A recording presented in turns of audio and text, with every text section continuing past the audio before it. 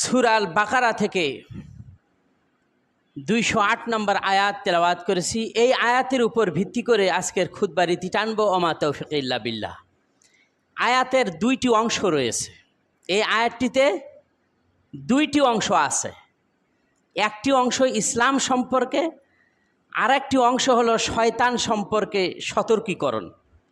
তো ইনশাআল্লাহ আমরা শুনতে রাজি আছি তো? ইনশাআল্লাহ। তা আল্লাহ তাআলা তিনি আমাদেরকে সৃষ্টি করেছেন এবং তিনি আমাদেরকে সৃষ্টি করে মানুষ বিভিন্ন ধর্মে আছে, ঠিক কিনা কন? কেউ ইহুদি, কেউ বৌদ্ধ, কেউ খ্রিস্টান, কেউ মাজুসি, এই ধরনের। কিন্তু আমরা কি তাই? না। আল্লাহ তাআলা আমাদেরকে মানব রূপে সৃষ্টি করছেন। তারপরে আবার আর একটা কি, যে তিনি আমাদেরকে মুসলিম করেছেন। সুবহানাল্লাহ, সুবহানাল্লাহ। কুল্লু মাউলিদিন ইউলাদু আলাল ফিতরা। প্রতিটি শিশু জন্ম লাভ করে তার ফিতরতের উপর। ফিতরাত বলতে স্বভাব। আর আমাদের স্বভাব যেটা, সেটা কি? ইসলাম। ইসলামের স্বভাবের উপরে আমরা আছি। সুবহানাল্লাহ। এরপরে রাসূল সাল্লাল্লাহু আলাইহি ওয়াসাল্লাম তিনি বলছেন, যখন ইসলামের উপর সন্তান ভূমিষ্ঠ লাভ করে, লাভ করার পরে এরপরে তার পিতামাতা যদি ইহুদি হয়, সেই সন্তান ইহুদির খাসলাতেই বড় হতে থাকে। যখন এই সন্তানটি খ্রিস্টান, তার যদি পিতামাতা হয়, তাহলে খ্রিস্টানদের পিতামাতার খাসলাতে এই সন্তানটি একসময় খ্রিস্টান হয়ে যায়, ইহুদি হয়ে যায়, মাজুসি হয়ে যায়, মূর্তি পূজক হয়ে যায়, ঠিক কিনা কন? আল্লাহ তাআলা আমাদেরকে ইসলামের মধ্যে জন্ম দিয়েছেন। আমরা ইসলামের ছায়াতলে আসি বিধায় আমরা এখন কি ছোট থেকে বড় হয়েছি, লালিত পালিত হয়েছি ইসলামের উপরেই। এখন আমরা কি? মুসলিম, ঠিক কিনা কন? সন্দেহ আছে কোনো? আমরা মুসলিম। তাহলে এই যে আল্লাহ তাআলার একটা অশেষ মেহেরবানি যে তিনি আমাদেরকে মুসলমানের ঘরে জন্ম দিয়েছেন, কিন্তু ইসলাম কি জিনিস এটা আমরা বুঝতে চাই না বা বুঝতে পারি না, যে ইসলামটা কি জিনিস।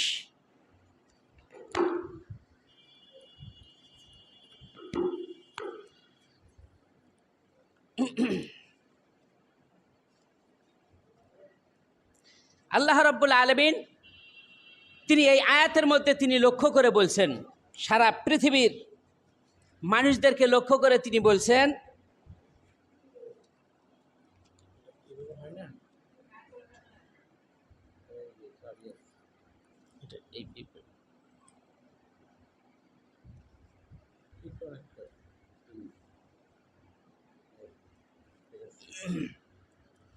ইয়া আইয়ুহাল্লাযীনা আমানু দুখুলু ফিস-সিলমি কাফা। হে বিশ্বাসীগণ।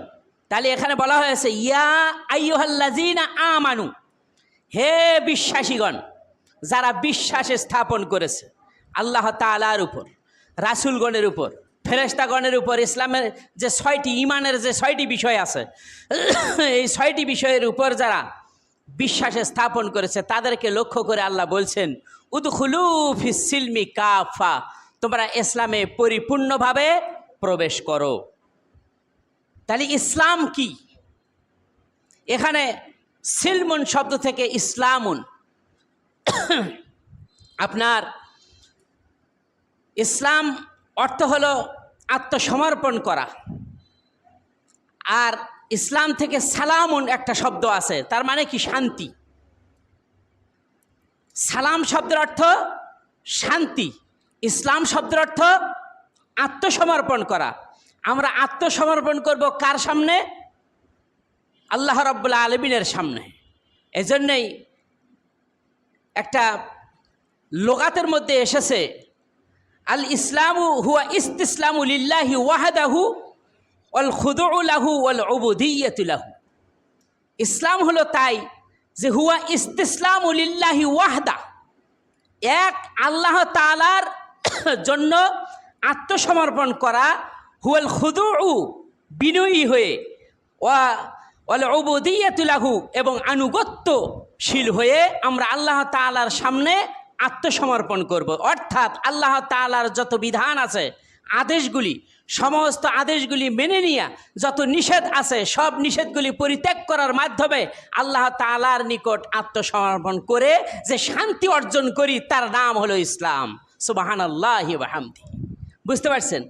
নিজের ব্যক্তিতে, পরিবারে, সমাজে এবং রাষ্ট্রে সর্বক্ষেত্রে ইসলামকে প্রাধান্য দিতে হবে, ইসলামের অনুসরণ করে চলতে হবে। বুঝতে পারছেন? এটাই হলো ইসলাম। ইসলাম ছাড়া অন্য কোনো বিধান মানা যাবে না। সালাত আদায় করলাম মসজিদে এসে, মনে করলেন যে না আমার ইসলাম এই পর্যন্তই মানলাম, আর নাই, এটা নয়।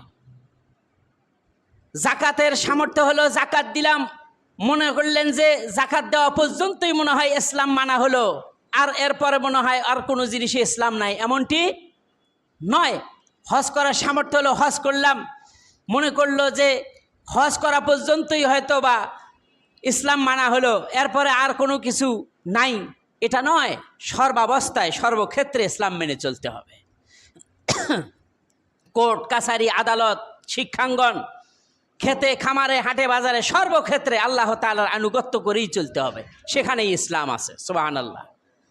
এক শ্রেণীর মানুষ ধারণা করে নামাজ পড়ব, রোজা করব, হজ করব, জাকাত দিব, ভালো কাজের আদেশ দিব, খারাপ কাজ থেকে নিষেধ করব, কোরআন তেলাওয়াত করব, আত্মীয়তার সম্পর্ক বজায় রাখবো, এই পর্যন্ত ইসলাম তো মানেই চললাম, কিন্তু বিচার ফয়সালার ব্যাপারে তাগুতের অনুসরণ করলাম, তাহলে কি ইসলাম মানা হলো? কোর্ট কাছারি আদালতে ইসলাম আছে? নাই। আহা, জবাব দিবেন কি? অথচ সর্বক্ষেত্রে ইসলাম মেনে চলতে হবে, ঠিক কিনা? এই জন্য আল্লাহ পাক তিনি বলছেন, আল্লাহ রাব্বুল আলামিন তিনি বলছেন, আলাম তারা ইলাল্লাযীনা ইয়াজআমুনা আন্নাহুম আমানু বিমা উনজিলা ইলাইকা ওয়া মা উনজিলা মিন ক্বাবলিক। আপনি কি তাদেরকে লক্ষ্য করেন না যারা এই ধারণা করে যে আমরা ঈমান এনেছি, রাসূলের প্রতি যা অবতীর্ণ হয়েছে তার প্রতি ঈমান এনেছি, এবং রাসূলের পূর্বে যে সমস্ত নবী রাসূলরা এসেছিল তাদের উপরে যে কিতাব অবতীর্ণ হয়েছে আমরা তার উপরেও ঈমান এনেছি। তারা এইভাবে করে দাবি করে, কিন্তু ইউরিদুনা আইয়াতাহাকামু ইলাত তাগুত, বিচার মীমাংসার জন্য তারা তাগুতের অনুসরণ করে থাকে। বিচার মীমাংসার ব্যাপারে মানবরচিত বিধানের দিকে মাথা সুপর্দ করে, তাদের কাছে বিচার চায়। কোরআনের শাসন, কোরআনের আইন, ইসলামের বিধান, ইসলামের কানুন, এগুলি মানতে তারা চায় না, ঠিক কিনা কোন? এই ধরনের লোক আছে কিনা কোন? আছে। আল্লাহ পাক সে কথাই বলছেন, ইউরিদুনা আইয়াতাহাকামু ইলাত তাগুত। বিচার মীমাংসার ক্ষেত্রে তারা তাগুতের অনুসরণ করে, আল্লাহর দেওয়া নির্দেশ তারা মানতে চায় না। আল্লাহ রাব্বুল আলামিন তিনি বলছেন, ওয়াকাদ উমিরু আইয়াকফুরু বিহি, অথচ তাদেরকে নিষেধ করা হয়েছে এই ব্যাপারে, তাদেরকে নিষেধ করা হয়েছে তাগুতের দিকে তোমরা চলো না, তাগুতের বিচার মীমাংসা তোমরা মেনে চলো না, তাগুতকে অস্বীকার করো। আল্লাহ রাব্বুল আলামিন তিনি বলছেন, তাগুত হলো সেই যে নিজেই শুধু ইসলামের বিরোধিতা করে না, ইসলাম মানে না, বরং সে ইসলামকে তো অস্বীকার করে এবং অন্যকেও অস্বীকার করতে বাধ্য করে, সেইটাই হলো তাগুত। সুতরাং আল্লাহ পাক তিনি বলছেন এই তাগুত হলো শয়তান। ওয়ায়ুরিদুশ শাইতানু আইয়ুদিল্লাহুম দালালাম বাঈদা। আর শয়তান চায় মানুষদেরকে সুদূর পথভ্রষ্টতার দিকে নিক্ষেপ করবে, সে এটা চায়। তাহলে শয়তানের কাজেই হলো মানুষ যাতে করে হকের পথে না আসে, কোরআনের পথে না আসে, ইসলামের পথে না আসে, এটাই হলো শয়তানের চাওয়া পাওয়া, ঠিক কিনা কোন? এজন্য আল্লাহ পাক সতর্ক করে দিচ্ছেন, ইয়া আইয়ুহাল্লাযীনা আমানু দুখুলু ফিস সিলমি কাফা। হে মানুষেরা, তোমরা ইসলামে পরিপূর্ণতার সাথে প্রবেশ করো, পরিপূর্ণভাবে প্রবেশ করো। ওয়ালা তাত্তাবিউ খুতুওয়াতি শাইতান, শয়তানের পদাঙ্ক অনুসরণ করো না। ইন্নাহু লাকুম আদুব্বুম মুবিন, কেননা শয়তান তোমাদের প্রকাশ্য দুশমন, শত্রু। আল্লাহ তাআলার আনুগত্যের ব্যাপারে যে বাধা হয়ে দাঁড়ায় তাহলে কে? শয়তান। আপনি সালাত আদায় করবেন, শয়তান এসে বাধা দিবে। শয়তান এসে কি করবে? বাধা দিবে। এটা হলো শয়তানের কাজেই এই রকম। আল্লাহ যেটা আদেশ করেছেন, শয়তান এসে বলবে যে না ওটা করা যাবে না। যেটা নিষেধ করেছে আল্লাহ, শয়তান এসে সেটার আদেশ দিবে। ঠিক কিনা কন? শয়তানের কাজেই হলো এইরকম। অর্থাৎ ইসলামে পরিপূর্ণভাবে প্রবেশ করতে হলে ইসলামের সম্পূর্ণ হুকুম আহকামগুলি মেনে চলতে হবে। ঠিক কিনা কন? লক্ষ্য করেন, একটা উদাহরণ দেই। এই যে আমরা মসজিদে এসেছি, আমরা মসজিদে প্রবেশ করছি, ধরেন মসজিদে প্রবেশের সময় দরজা দিয়ে এক পা, ডান পা আমরা মসজিদের ভিতরে দিলাম, আর এক পা বাইরে আছে। তাহলে কি আপনি বলতে পারবেন যে আপনি পরিপূর্ণভাবে মসজিদে প্রবেশ করছেন? কখনোই সম্ভব নয়। ঠিক কিনা কন? তাহলে মসজিদে প্রবেশ করতে হলে পরিপূর্ণভাবে আপনার মাথা থেকে পা পর্যন্ত আপনার সমস্ত দেহটাই মসজিদে প্রবেশ করানো হবে। ঠিক কিনা কন? মসজিদে প্রবেশ, পূর্ণাঙ্গ দেহটা যদি মসজিদে প্রবেশ করে, তাহলে সেই ব্যক্তি পরিপূর্ণভাবেই মসজিদে প্রবেশ করল। এই যে জামা পরিধান করছেন বা শার্ট বা পাঞ্জাবি যেটাই পরেন, একটা হাত জামার ভিতরে ঢুকে আছেন, বাকিটা ঝুলিয়ে রাখছেন, তাহলে কি পরিপূর্ণভাবে পরিধান হবে? কোশ্চিন কালেও হবে না। তো সুতরাং জামাটা পরিপূর্ণভাবে পরিধান করতে হলে এইটাকে পরিপূর্ণভাবেই পরিধান করতে হবে। 2 হাত ঢুকাবেন, তারপরে বোতাম লাগাবেন, এরপরে সুন্দর করবেন। ঠিক কিনা কন? এটা হলো পরিপূর্ণ। অনুরূপভাবে ইসলামে পরিপূর্ণভাবে প্রবেশ করতে হলে আপনাকে পরিপূর্ণভাবে হুকুম আহকামগুলি পুঙ্খানুপুঙ্খরূপে মেনে চলতে হবে, আংশিক নয়।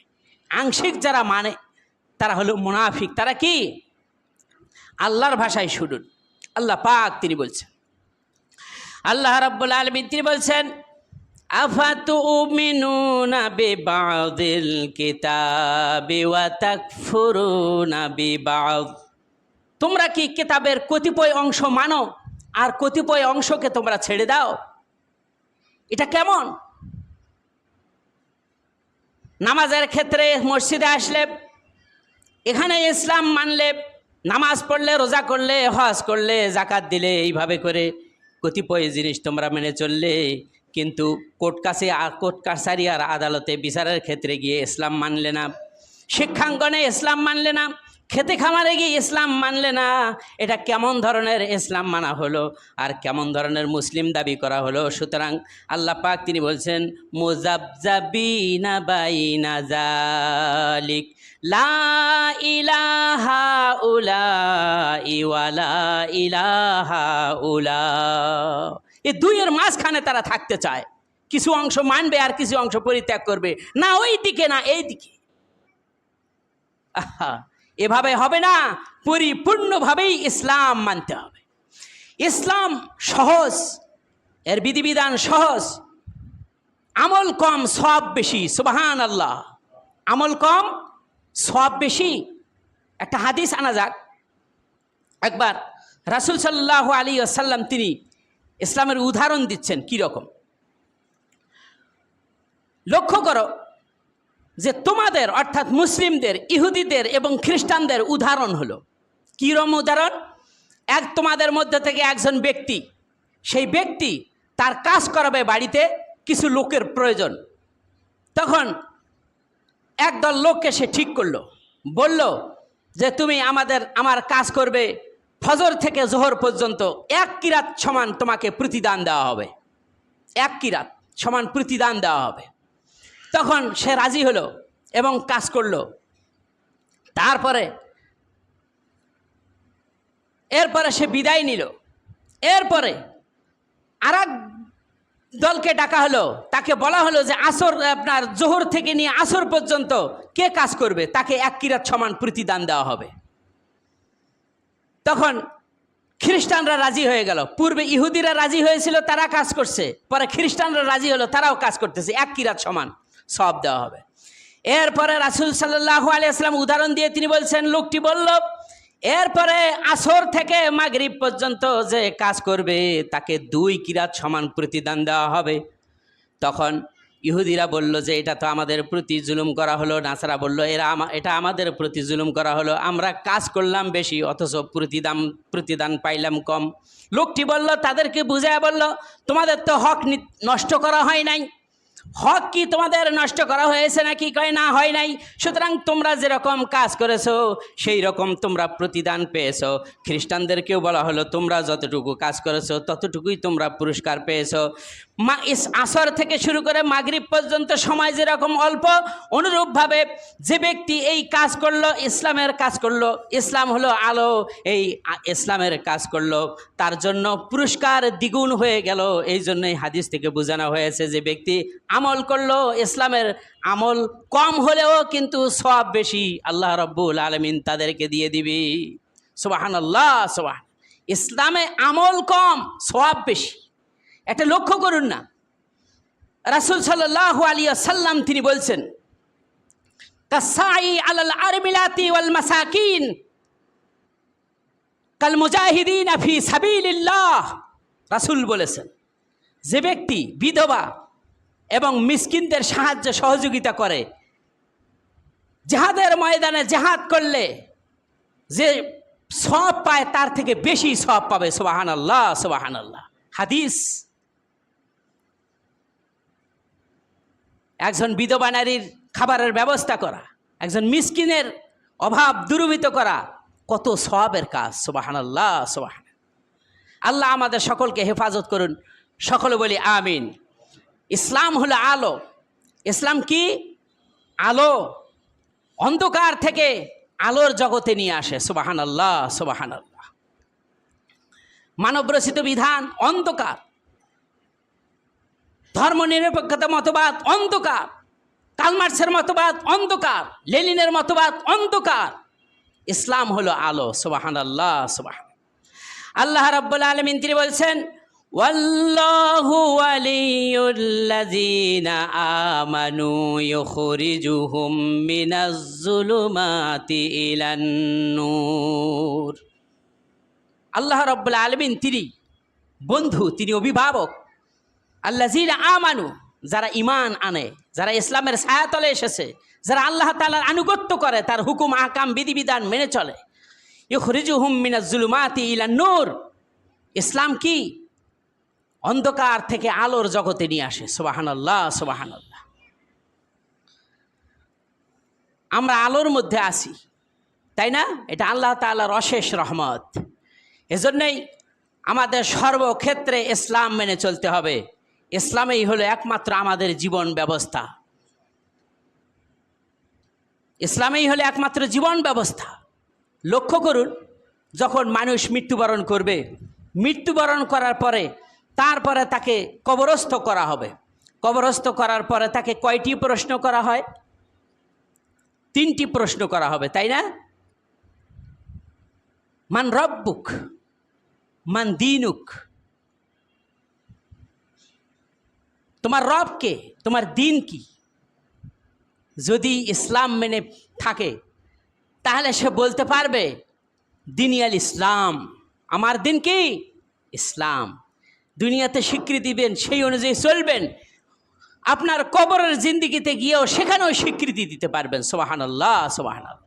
ইসলাম যদি মেনে চলে পরিপূর্ণরূপে, পুঙ্খানুপুঙ্খরূপে। আল্লাহ সেই তৌফিক আমাদেরকে দান করুন। সকলে বলি আমিন। আমরা সকলে ইসলাম পরিপূর্ণভাবে মানতে রাজি আছি তো? ইনশাআল্লাহ মৃত্যু পর্যন্ত ইসলামের পক্ষে থাকবো, ইসলাম মেনে চলবো, ঠিক কিনা কন?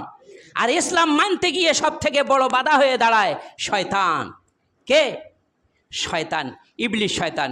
এ ব্যাপারে আল্লাহ সতর্ক করে দিচ্ছেন। আল্লাহ পাক তিনি বলছেন, ওয়ালা তাত্তাবিউ খুতুওয়াতি শয়তান। শয়তানের পদাঙ্ক অনুসরণ করো না। ইন্নাহু লাকুম আদুব্বুম মুবিন। কেননা শয়তান তোমাদের প্রকাশ্য দুশ্মন, প্রকাশ্য শত্রু। আল্লাহর আনুগত্যে সব থেকে বড় বাধা।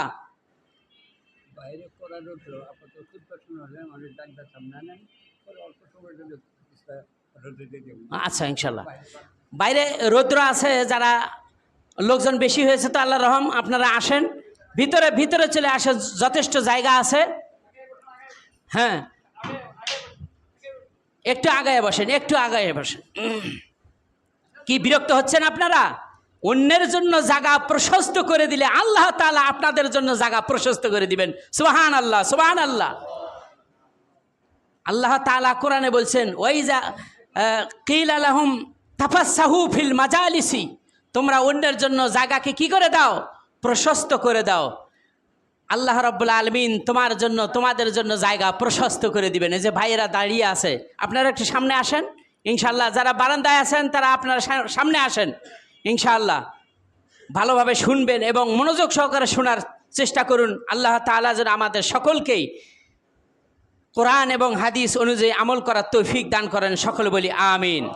একবার রাসূল সাল্লাল্লাহু আলাইহি ওয়াসাল্লামকে প্রশ্ন করা হলো, ওয়ান আবি মুসা আল আশআরী রাদিয়াল্লাহু তাআলা আনহু قال قالوا ইয়া রাসূলুল্লাহ, মুসা আল আশআরী থেকে বর্ণিত, তিনি বলছেন, ইয়া রাসূলুল্লাহ, হে আল্লাহর রাসূল, আইয়ুল ইসলামি আফদাল, ইসলামে কোন জিনিসটি উত্তম?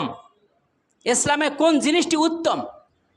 তখন রাসূল সাল্লাল্লাহু আলাইহি ওয়াসাল্লাম তিনি জবাব দিলেন, মান সালিমাল মুসলিমুনা মিন লিসানিহি ওয়া ইয়াদিহি, একজন মুসলিম ব্যক্তির হাত থেকে এবং তার জিহ্বার অনিষ্টতা থেকে, হাতের অনিষ্টতা থেকে অন্য মুসলিম নিরাপদে থাকে, সেই হলো প্রকৃত মুসলিম। এটাই হলো ইসলামের সর্বোত্তম কাজ। সুবহানাল্লাহ। কি বলছেন? কি বুঝলেন আপনারা হাদিসে? জিজ্ঞেস করা হলো আইয়ুল ইসলামে আফদাল, ইসলামে কোন জিনিসটি উত্তম?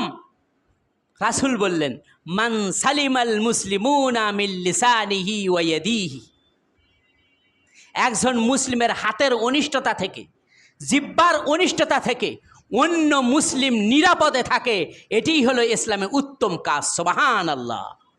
লক্ষ্য করুন না, সকাল থেকে নিয়ে এ পর্যন্ত আপনার হাত থেকে কয়জন মুসলিম নিরাপদে আছে না কষ্ট পাইছে? একটু হিসাব করেন তো।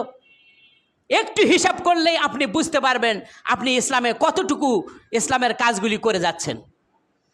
জিহ্বার মাধ্যমে অন্যজন কষ্ট পেয়েছে কি না পেয়েছে আপনি একটু হিসাব করেন। ও কাফা বি নাফসিকা হাসিবা, তুমি নিজের জন্যই হিসাবকারী। হিসাব করো, হিসাব করো। মুসলমান, মুসলিম, খাঁটি মুসলিম হতে হলে এই কাজটি করতে হবে। সকাল থেকে শুরু করে সন্ধ্যা পর্যন্ত আপনার হাতকে এমনভাবে পরিচালিত করবেন, এই হাতের মাধ্যমে অন্য কেউ কষ্ট পাবে না, অন্যকে থাপ্পড় দিবেন না, অন্যের গাছের ডালাপালা ছিঁড়বেন না, অন্যের বাড়িতে অনিষ্টকর কিছু আপনি নিক্ষেপ করবেন না। এইভাবে করে হাতের যত অনিষ্টতা আছে সকল অনিষ্টতা থেকে হাতকে নিরাপদে রাখুন। এটা হলো ইসলাম। আপনার জিহ্বাকে হেফাজত করুন। জিহ্বা এমন একটি, রাসূল সাল্লাল্লাহু আলাইহি ওয়াসাল্লাম তিনি বলছেন, যে ব্যক্তি জিহ্বা এবং দুই উরুর মাঝখানের স্থানকে হেফাজত করবে তার জন্য আমি জান্নাতের জামিন হয়ে যাব। সুবহানাল্লাহ, সুবহানাল্লাহ। জিহ্বাকে হেফাজত করুন। কয়টা গালি দিয়েছেন, কয়টা মিথ্যা কথা বলেছেন, কার নামে চুগলখুরি করা হয়েছে, কার নামে গীবত চর্চা করা হয়েছে, কার নামে পরনিন্দা করা হয়েছে, কোন চাকরকে আপনি গালি দিয়েছেন, কিভাবে তাকে আপনি কষ্ট দিয়েছেন, থাপ্পড় দিয়েছেন, একটু হিসাব করে দেখুন। হিসাব করলেই সহজেই সব কিছু সংশোধন হয়ে যাবে। ঠিক কিনা কন? এই জন্য রাসূল সাল্লাল্লাহু আলাইহি ওয়াসাল্লামকে জিজ্ঞাসা করা হলো, আইয়ুল ইসলামি আফদাল ইয়া রাসূলুল্লাহি, হে আল্লাহ রাসূল, ইসলামের মধ্যে কোন কাজটি সর্বোত্তম? রাসূল বললেন, মান সালিমাল মুসলিমুনা মিন লিসানিহি ওয়া ইয়াদিহি, যে ব্যক্তির অনিষ্টতা থেকে, ওই যে মুসলিমের হাতের অনিষ্টতা থেকে, জিহ্বার অনিষ্টতা থেকে অন্য মুসলিম নিরাপদে থাকে, ওই কাজটি হলো ইসলামের মধ্যে উত্তম। এরপর আর একটা হাদিসের মধ্যে এসেছে, রাসূল সাল্লাল্লাহু আলাইহি ওয়াসাল্লামকে আব্দুল্লাহ ইবনে ওমর তিনি বললেন, তিনি জিজ্ঞাসা করলেন, তিনি বলছেন, বর্ণনা করছেন হাদিসটি, একজন ব্যক্তি আসলো, আন্না রাজুলান সালান নবী সাল্লাল্লাহু আলাইহি ওয়াসাল্লাম, একজন ব্যক্তি এসে রাসূল সাল্লাল্লাহু আলাইহি ওয়াসাল্লামকে জিজ্ঞাসা করলেন, আইয়ুল ইসলামি খায়রুন ইয়া রাসূলুল্লাহ, হে আল্লাহ রাসূল, ইসলামের মধ্যে কোন কাজটি কল্যাণকর কাজ কোনটি? তখন আল্লাহ রাসূল সাল্লাল্লাহু আলাইহি ওয়াসাল্লাম বললেন, ইসলামের মধ্যে ওই কাজটি কল্যাণকর, তুতিউমুত তাআম, তুমি অভাবগ্রস্তদেরকে খাদ্য দান করো, ও তাকরাউস সালাম, সালামের প্রসার ঘটাও, আলা মান আরিফতা মান লাম তারিফ, যাকে তুমি চেনো অথবা না চেনো তাকে তুমি সালাম দাও। সুবহানাল্লাহ, সুবহান। ইসলামের মধ্যে উত্তম কাজ কোনটা? খাদ্য খাওয়ানো। এই প্রসঙ্গে আলোচনা করতে গেলে আজকে আর সময় হবে না, আমি সংক্ষিপ্ত আকারে আলোচনা করে যাচ্ছি। তাহলে ইসলামের এই কাজগুলি করার তৌফিক আল্লাহ আমাদের সকলকে দান করুন। সকলে বলি আমিন। যে জিনিসটি বলতেছিলাম, ইসলামের কাজগুলি করতে বাধা দেয় হলো শয়তান, ইবলিস শয়তান। তার নাম কি? ইবলিস। এর আর এক নাম শয়তান, অনেকগুলি নাম আছে। আল্লাহ রাব্বুল আলামিন আমাদের সকলকেই ইবলিসের কুমন্ত্রণা থেকে হেফাজত করুন। সকলে বলি আমিন। আল্লাহ পাক তিনি বলছেন, ইবলিস হলো, শয়তান হলো মানুষের জন্য প্রকাশ্য দুশমন এবং শত্রু। একে চিনতে হবে কিনা কন? আমাদের চিনা দরকার আছে না? এই জন্যই আল্লাহ রাব্বুল আলামিন তিনি বলছেন, আল্লাহ বলেন হালাল খাও, ইবলিস বলে যে না, হারাম খাইতে হবে, সুদ খাও, ঘুষ খাও, মদ তাড়ি যা আছে, তামাক জর্দা বিড়ি সিগারেট যা আছে সব খাও। এ কথা কার? শয়তানের। আর আল্লাহ বলছেন হালাল খাও। সুবহানাল্লাহ, সুবহান। তাই না? আল্লাহ রাব্বুল আলামিন তিনি বলছেন, ইয়া আইয়ুহান নাসু কুলু মিম্মা ফিল আরদি হালালান তাইয়্যিবা। হে মানুষ সকল, কি বলা হয়েছে? ইয়া আইয়ুহান নাস, পৃথিবীর দুনিয়ার সমস্ত মানুষদেরকে লক্ষ্য করে কোরআন ঘোষণা করছে, হে দুনিয়ার মানুষেরা, কুলু মিম্মা ফিল আরদি হালালান তাইয়্যিবা, পৃথিবীর বুকে যত হালাল খাদ্য আছে সমস্ত হালাল খাদ্য তোমরা খাও। আর হালাল খাদ্য খেতে হবে, আল্লাহর নির্দেশ। হারাম খাদ্য খাওয়ার জন্য শয়তান প্ররোচিত করবে। সুতরাং শয়তানের ব্যাপারে আল্লাহ রাব্বুল আলামিন সতর্ক করে দিয়ে তিনি বলছেন, ওয়ালা তাত্তাবিউ খুতুওয়াতিশ শাইতান, শয়তানের পদাঙ্ক অনুসরণ করো না। ইন্নাহু লাকুম আদুব্বুম মুবিন, কেননা শয়তান তোমাদের জন্য প্রকাশ্য শত্রু, প্রকাশ্য দুশমন, তার থেকে সাবধান থাকো। এখন আসুন, শয়তান কারে কয়? শয়তান কি? এর সৃষ্টি কিভাবে আসলো? এর নাম কতগুলি? এর কাজ কি কি? আমরা কিভাবে সতর্ক থাকব? শয়তান একবার হযরতে আয়েশা সিদ্দিকা রাদিয়াল্লাহু তাআলা আনহা, তিনি একটু দুঃখিত বিচলিত অবস্থায় বসে আছেন। রাসূল সাল্লাল্লাহু আলাইহি ওয়াসাল্লাম তিনি বললেন যে, আয়েশা কি হয়েছে তোমার শয়তান মনে হয় তোমাকে পেয়ে বসেছে। তখন তিনি হাসি দিয়ে উঠেছেন, না না, আল্লাহ রাসূল তিনি শয়তান সম্পর্কে সতর্ক করে দিয়েছে। এক পর্যায়ে আয়েশা সিদ্দিকা রাদিয়াল্লাহু তাআলা আনহা বললেন, ইয়া রাসূলুল্লাহ, শয়তান কি আপনার সাথেও আছে? মুসলিম শরীফের হাদিস। আল্লাহ রাসূল বললেন যে হ্যাঁ, আমার সাথেও আছে, তবে আমার সাথে যেটা আছে এটা আমার ক্ষতি করতে পারে না। আল্লাহ রাব্বুল আলামিন আমাকে তার উপর জয়ী করে দিয়েছেন। সুবহানাল্লাহ।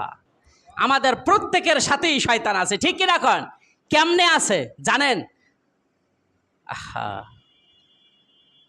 আমাদের শরীরের ভিতরে রক্ত চলাচল করে, রগ আছে না?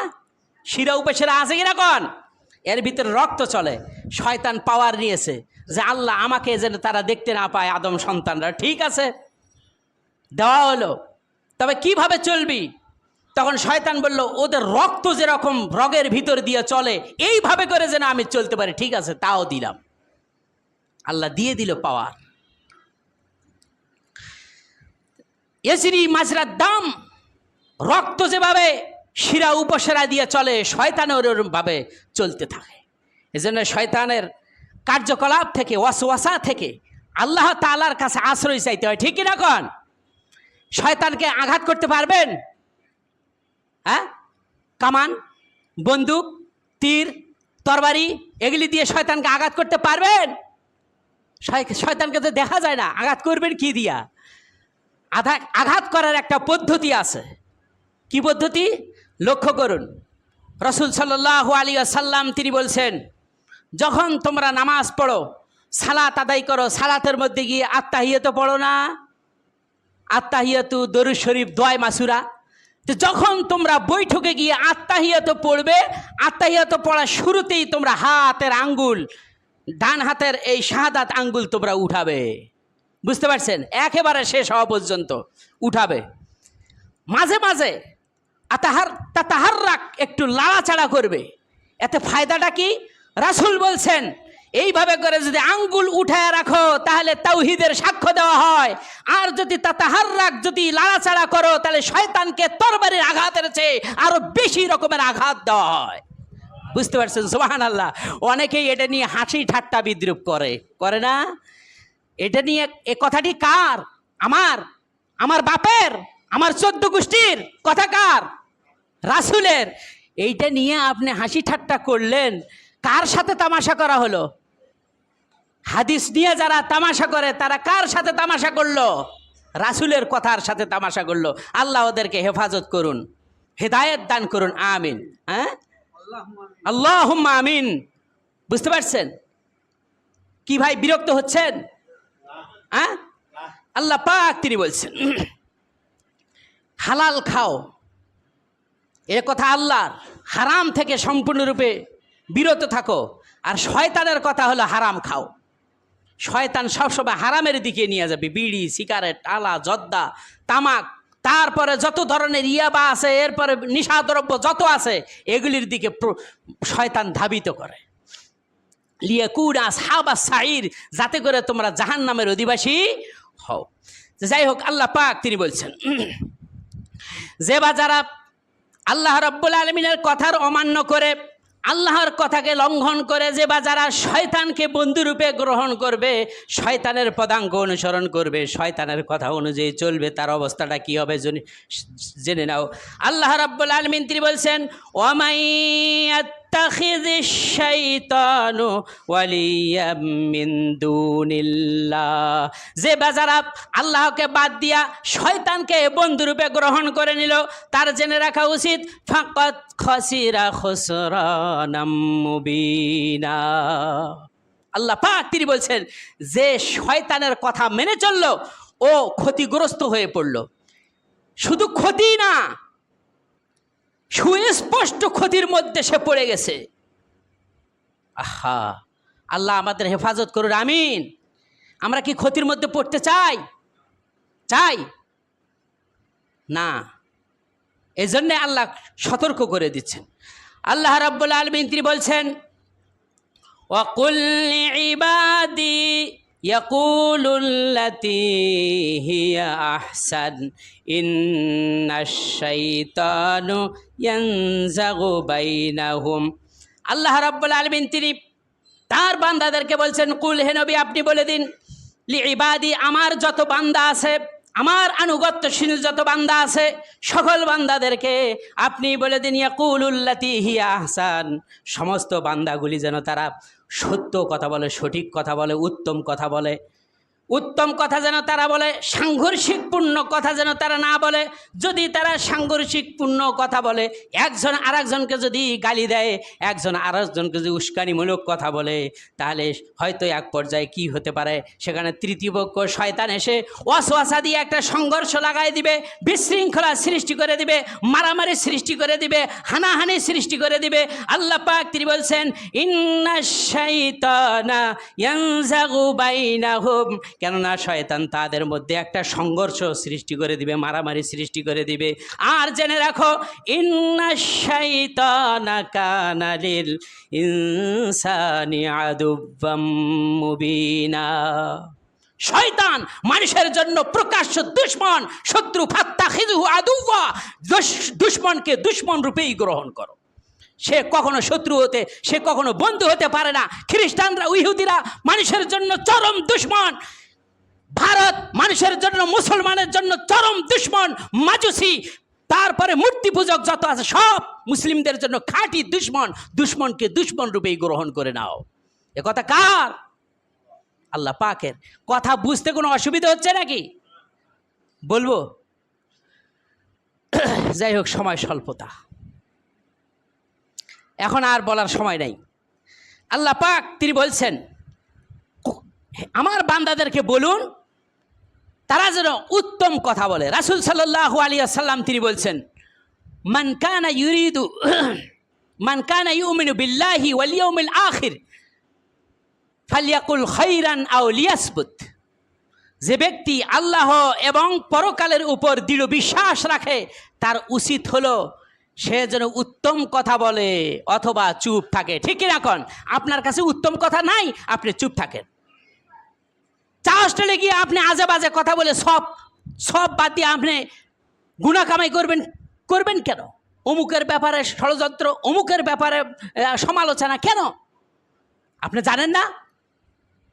সূরা হাক্কার মধ্যে আল্লাহ ঘোষণা করেছেন, আল্লাযীনা ইউদাউনা ইলা নারি জাহান্নামা দাআ, যারা সমালোচনা করে তাদেরকে ধাক্কাতে ধাক্কাতে জাহান্নামে নিক্ষেপ করা হবে। এ কথা কি আমার না আল্লাহর? আল্লাহ পাকের। কত সুন্দর তিনি বলছেন। কেন সমালোচনা করবেন আর অন্যের গুনাহকে আপনি কেন আপনার কাঁধে উঠায় নেবেন? বিরত থাকুন। আল্লাহ আমাদের সকলকে হেফাজত করুন।